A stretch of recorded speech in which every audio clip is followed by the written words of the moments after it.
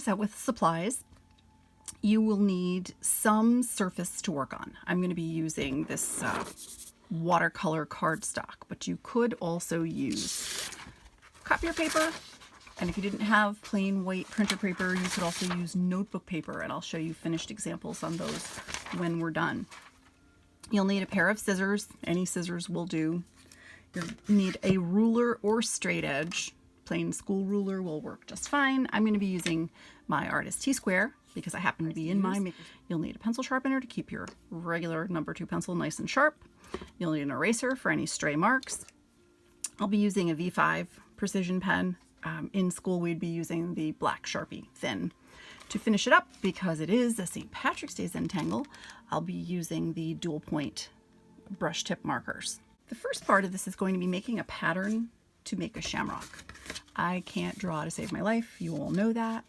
So what I'm going to do is take an extra card that I got gesso on and I can't use to make a card, fold it in half, and then I'm going to cut out a heart shape that will fit the front of my card. And I actually need to make 3 hearts, so I'm probably going to have to trim this down. So this is what I end up with. And if I look at it, it's a little bit big, but it may work. It may work. So then I'm going to take my heart, center it. Oops, hold it still. I'm going to trace around, not quite coming all the way to the point. And then I'm going to get to here and realize, oh, it's too big. So I'm going to have to trim it down. Okay, so making my pattern didn't go too well because I made it way too big. It looks beautiful there, but then if I were to move it, the shamrock would be right off the card, and that's not going to work at all. So I'm going to take that same piece of cardstock, the one I messed up with the gesso, and I'm going to try to go about halfway through and cut a rectangle or square that's been folded in half. And now I've got a scaled down nice little heart, and I want it to be nice and fat because I want there to be plenty of place to put my Zentangle work. Okay. Much better. So now I will trace around, and I want to center it best I can to leave room because I'm actually going to turn this into a card. Now, if you wanted to make a larger heart and just do it on a straight piece of paper, you would just use a different piece of paper, obviously. So we're going to make our little shamrock shape.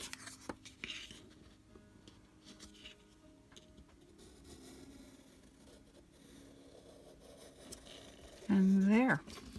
For a person who cannot draw shamrocks, we're going to take out these lines because I don't think these are going to be good Zentangle lines. Take out those 2 lines. To make a stem, I recommend just freehanding a stem. That's often the trickiest part. There you go. And that's the start of your Zentangle shamrock. The next step is to decide which direction you want to put a background grid for your shamrock. And I'm thinking on the diagonal.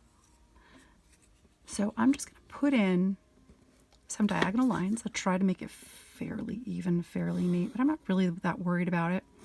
This is just the framework for my shamrock Zentangle.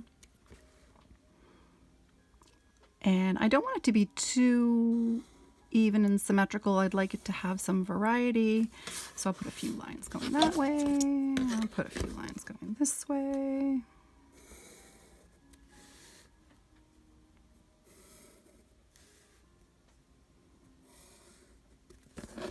And then you're going to go back in.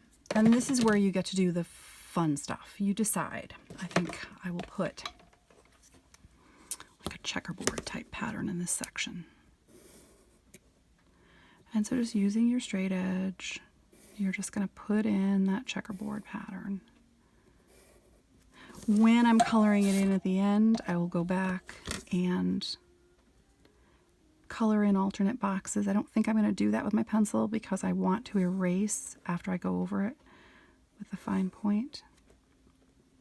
I think a nice variety of shapes really makes your Zentangle cool. Now, some of you I have seen doing Zentangles in your notebook, so this is right in your ability, and you will do Zentangle much, much nicer than I will. This is just for demo purposes. I have no Zentangle talent that's greater than yours. Trust me on this. So then we might just put in some curves. It should be relaxing and fun. If you start to get stressed that it's not perfect and you're thinking you need to erase the whole thing and start over again, stop that right now. This should be relaxing and fun. And I've never seen a perfect Zentangle. I don't think they actually exist. Okay, well, I'm going to take a break there. In taping, do a little bit more because obviously this part is going to be pretty boring. And I'll be back shortly.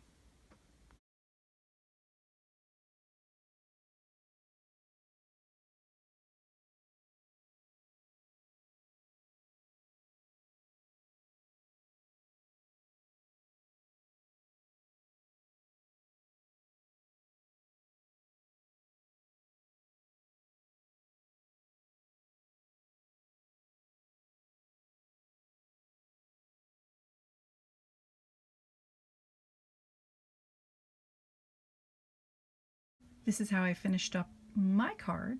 I hope you enjoyed the little quick tutorial. Happy St. Patrick's Day to you. I hope we're back together soon. Please post yours in Google Classroom. I'd love to see them.